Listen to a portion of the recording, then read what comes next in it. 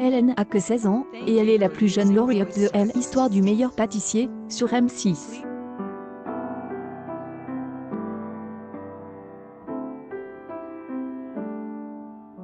En larmes, Moda Clocha jeudi soir, avec un gâteau à base de macarons, la grande parade des gagnantes de Je te le vise de El Annie 2021. Avec de gagnantes de The Voice, entre le vrai The Voice et l'édition All Stars anniversaire mais pas de version Kids, et la non-victoire de Claude à Koh-Lanta, cette année aura été riche en émotions. 20 minutes revient sur les victoires marquantes de El Annie à la télé. Cette année encore, il a été injouable.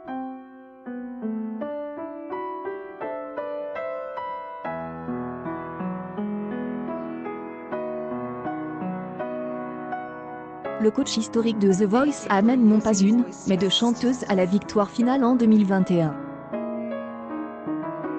En début des Annie, c'est la Poitevine Margot que Florent Pagny a accompagné vers une victoire surprise.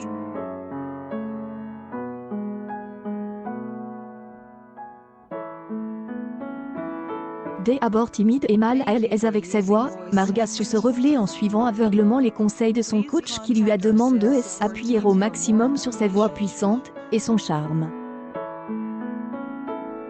Et ça a fait mouche.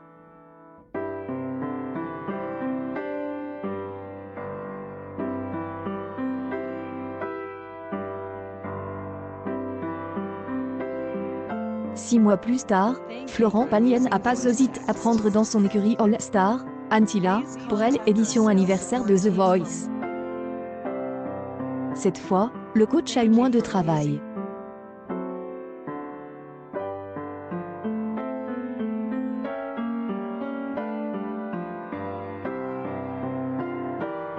La chanteuse était elle une des favorites, et savait très bien comment elle voulait gagner.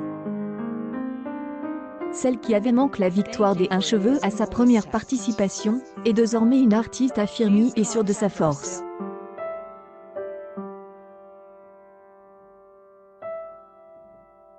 Il est celui qui a le mieux su twister ses plats en 2021. Le top chef de El Annie a emporté et à la barbe de la plupart des favoris de la saison, et face à Sarah, autre finaliste surprise.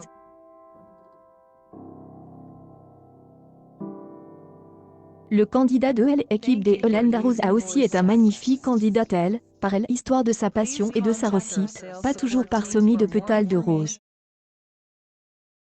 Sa victoire à l'arrache mais toujours dans la bonne humeur, et le bon esprit aura été un des moments joyeux, et de nu de polémique, de cette saison telle.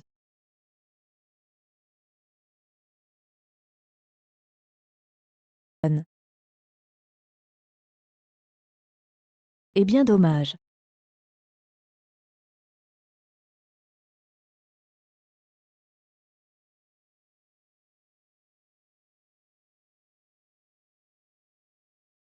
Les crochets de Nagli a fait un flop retentissant sur France 2. Fort maladroitement diffuse en direct en face de The Voice, The Artist n'a pas fait le poids avec son concept, certes audacieux, mais casse-gueule. Au final, les artistes de l'émission ont sans doute appris beaucoup de choses sur le métier, mais auraient sans doute mérité une meilleure exposition. Après un changement de case, pour toujours moins d'audience mais aussi moins de pertes pour France 2, The Artist est peut-être sauve.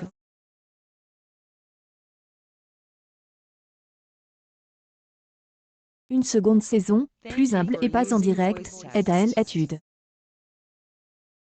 Claire et Christophe ont remporté l'édition 2021 du jeu de M6.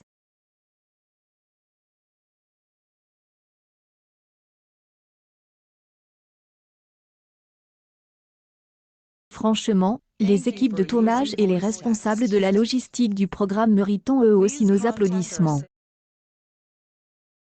Cette saison aura été marquée par de multiples rebondissements liés aux conditions sanitaires.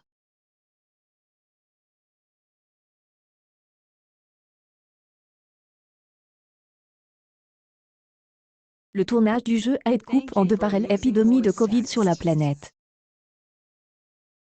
Les candidats aussi ont dû s'adapter avec un retour par la case maison au milieu de l'aventure, puis à nouveau départ vers un pays mystère.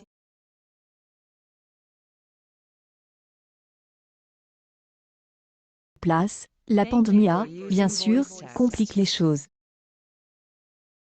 Au final, Claire et Christophe sont donc les gagnants d'une édition qui restera, on l'espère, unique en son genre.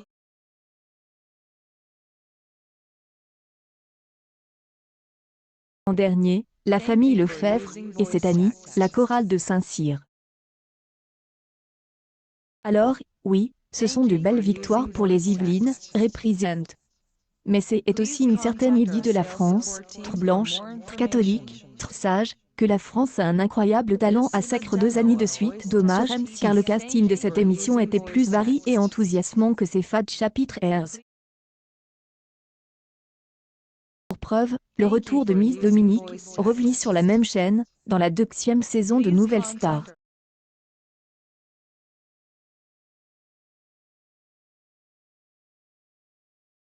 Avait aussi son lot de candidats aux talents improbables, coucou Bridget, qui font tout le sel du programme championne du monde de foot et championne olympique de volley. La France est aussi sur le toit du monde pour ce qui concerne les jeux tels. Feuilletez un Guinness Book à la rubrique Télévision, et vous verrez on adore battre des records et avoir des champions tels légendaires.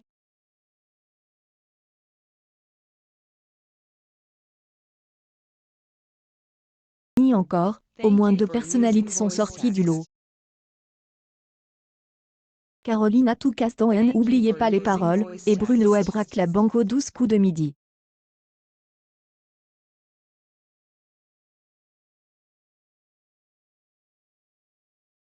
On attend avec impatience les records de 2022. Conclure cette anthologie des victoires à la télé en 2021 sans aborder le désastre Koh-Lanta.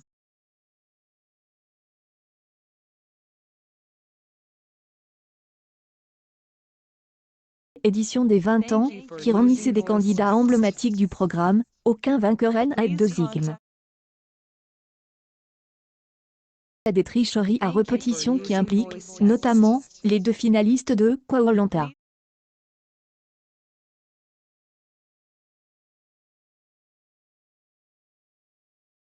Celle de ce final manque, elle émission laisse sur leur fin, ses fans les plus ardents avec une saison sans saveur.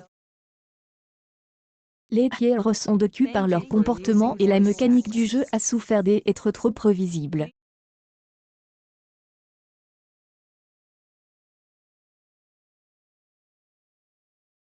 Force de miser sur la nostalgie des épreuves iconiques, Koh-Lanta n'a pas su se renouveler.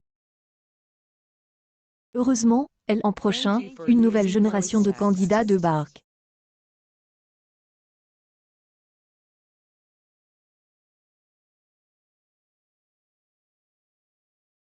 On a hâte d'écrire le portrait du vainqueur de cette édition 2022. Et de tous les autres.